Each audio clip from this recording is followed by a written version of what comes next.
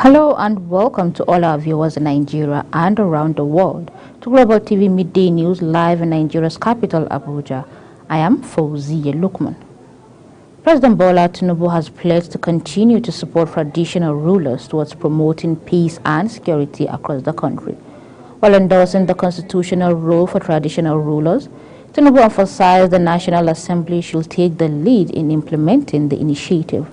The president stated this at the weekend in Ondo Town, headquarters of Ondo West Council, during the 70th birthday celebration of Oba Victor Kiladejo, the Osamewe of Ondo Kingdom, held at the Diocese of Ondo Cathedral Church of St. Stephen. The president, who was represented by the Minister of Interior, Olubunmi Tunji Ojo, said the last 17 years of Oba Kiladejo's reign have been impactful and peaceful, commending the traditional ruler for the giant stride recorded in the terms of infrastructural and human capital development. Tinubu urged everyone to keep supporting the monarch in ensuring that there was peace and security while kingdom continued to develop. The National Assembly has expressed readiness to launch an application known as NAS-EYES to monitor budget transparency and implementation by ministries, departments, and agency MDAs of government. Deputy Speaker of the House of Representatives, Benjamin Okezie-Kalu, made this known in Abuja, saying the initiative will also include adherence to the principle of federal character by affected MDAs. Kalu, who dropped the hint during the courtesy call over the weekend, said the mechanism is driven by conscious effort of the Parliament to effectively check the performance of budgetary allocations to agencies of the government. Meanwhile, the chairman, Senate Committee on Finance, Sani Musa, has said the genuine and deliberate collaboration between the legislation and the executive arms of government could produce a robust fiscal policy that will effectively address Nigeria's economic challenges and boost revenue generation. Musa explained this in a statement yesterday amid preparations by a joint committee of the Senate, chaired by him, to engage heads of federal MDAs in interactive public hearing this week on 2024 to 2026 medium-term expenditure framework and fiscal strategy paper. Chairman of the Fiscal Responsibility Commission, FRC, Victor Moruako, has commended President Bola Tinubu's dedication to the enhancement of the Fiscal Responsibility Act 2007. The statement released by Bede Anyanwu, head of Strategic Communications Directorate, highlighted the collaborative efforts towards fortifying Nigeria's fiscal landscape under President Tinubu's leadership. Speaking during an interactive session of the Senate Committee on Finance at the National Assembly, Morocco said the Fiscal Responsibility Commission is a product of the Fiscal Responsibility Act 2007, aiming to establish a transparent and accountable financial framework for Nigeria.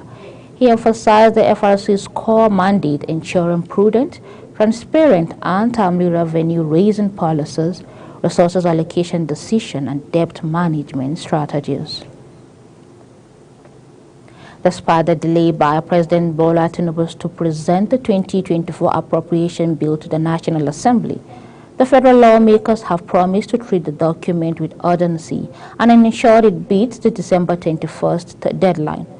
The Senate specifically assured Nigerians that the budget cycle as amended by the 9th Assembly to run for January to December would not fail. The 9th Assembly had in 2019 amended the 2020 appropriation bill from May-June cycle to December to January as the budget cycle. The Independent National Electoral Commission, INEC, has scheduled elections in some part of Kogi State for Saturday, November 18, 2023. INEC made this announcement on Sunday in a statement signed by spokesperson Mohammed Kudu Haruna. Unquote, further to statement yesterday, we have received an update from our Kogi State office regarding the suspension of election in some locations in the state where result sheets were completed before the commencement of voting, Haruna said. The Electoral Commission added that most critical incident occurred in 9 out of 10 wards in Ogori, Magogo local government area of Kogi State. Polling units and 15,136 registered voters remain suspended.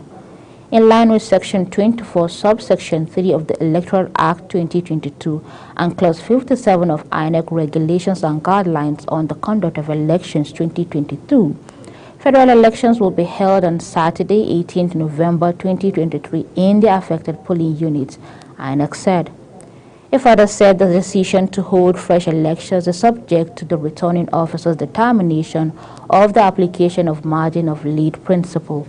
However, the decision is without prejudice to INEC's avowed commitment to follow the audit trial of personnel and materials as it ascertains those who may have complete in undermining the progress and apply appropriate sanctions where necessary. The Independent National Electoral Commission, INEC, has again adjourned the collation of governorship election results from the local government areas in Bayelsa State to 6 p.m. today. The state returning officer, Professor Kuta Farouk, announced this adjustment after the collation of results from Sagbama, Nengbe, and Ekeramo local governments. The two remaining local governments are the Brass and Southern Ijaw. You're watching Global TV Midday News, coming to you live from Nigeria's capital, Abuja. We are on StarTime channel 276. Kindly follow us across social media platforms using @GlobalTV NG and other handles now showing on your screen. When the Midday News returns, fuel subsidy, foreign liberalization may drive inflation to 30% by December. The news continues with details of this and other stories right after this short break. Please don't go away.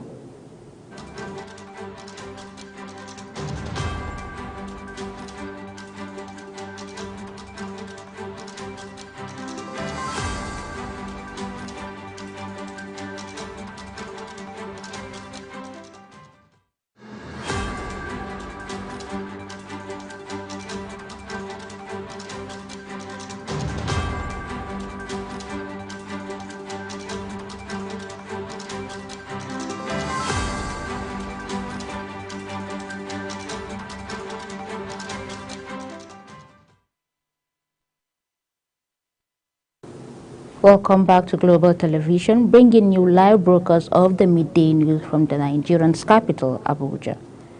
On the foreign scene, the latest negotiation towards a global treaty to combat plastic pollution opened in Nairobi on Monday, with tension expected as nations tussle over what should be included in the pact. Some 175 countries agreed last year to conclude by 2024 a United Nations treaty to combat the plastic blighting oceans, floating in the atmosphere and infiltrating the bodies of animals and humans. Negotiators have met twice already, but the November in September and the policy options to contain. The draft presenting the various ways forward will form the basis for the high-stakes deliberations at the UN Environment Programme UNEP headquarters in Nairobi, with more than 2,000 delegates registered and advocates from the environment and planet. A brave man as he reshuffles his top team ahead of the general election expected next year. Sunat had come under growing pressure to axe brave man, an outspoken right-winger, after critics accused her of heightening tensions during weeks of continued demonstrations and counter-protests in Britain. It was not immediately clear who will replace Braveman, but who was appointed to the trade have reopened. Operators DP World said Brisbane shall race, saying voters had given him a clear message of not now. The South Carolina lawmaker, who was running to become the first black Republican president, has been struggling to rise above the pack in the party's crowd. To 1 year old, only 3.5% of vote, according to the Real Clear Politics average of recent major polling polls. Scott officially announced he was running for the Republican momentum in the contest. During his campaign, he frequently underlined his Christian faith and conservative values he learned growing up in a poor, single-parent household. Time to talk about some business now. Ahead of tomorrow's Tuesday release of October 2023 inflation figures by the National Bureau of Statistics (NBS), Multinational Professional Service Network (KPMG) has said the headline inflation in Nigeria will reach 30% by December 2023. Nigeria's current inflation rate for the month of September is 26.72%. KGB in its Microeconomic Review H1 2022 Outlook H2 2023 release at the weekend anticipated that the current inflation pressure in the economy will persist into H2 2023, stressing that the headline and food inflation are unlikely to ease soon as the depreciation of the naira continues to reinforce the inflationary impact on fuel subsidy removal by higher input prices and production costs caused by importation inflation. The report noted that recent reforms in the petroleum industry, like the fuel subsidy removal and unification of the foreign exchange market, will be responsible for the projected spike in prices of goods and services. The Director General, National Pension Commission, Aisha Tahir Umar, has urged information sector workplace to embrace the micro pension plan. Tahir Umar, who spoke during the commission Special Day at the Lagos International Trade Fair organized by the Lagos Chamber of Commerce and Industry in Lagos on Friday. According to her, micro-pension plan was being embraced in Lagos, and the zonal office was intensifying efforts at creating more awareness of the plan within the Southwest geopolitical zone.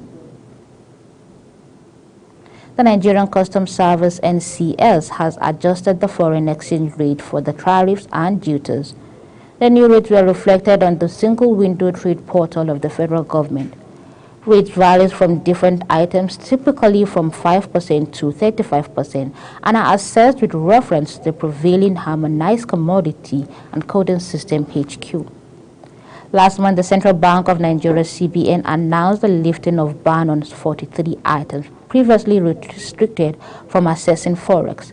Consequently, the amount used to clear goods, including the 47 items at the Nigerian ports, have increased. And back to sports now. The Nigerian Football Federation (NFF) has said it would use the 2026 FIFA World Cup qualifiers against the Crocodiles of Lesotho and Zimbabwe's national team to prepare the Super Eagles for the 2024 African Cup of Nations bill to hold next year in Cote d'Ivoire. The Super Eagles camp for the World Cup qualifiers opened yesterday in Uyo, with majority of players expected to arrive the city today ahead of the first game in the series against the Crocodiles of Lesotho on Thursday. According to a program released by the Nigerian Football Federation (NFF), Super Eagles full training will begin this evening at the Godswill Akpabio Stadium, which will host also the match. That's it on Global TV Midday News. We are on StarTime channel 276. Kindly follow us across social media platforms using @Global TV NG and other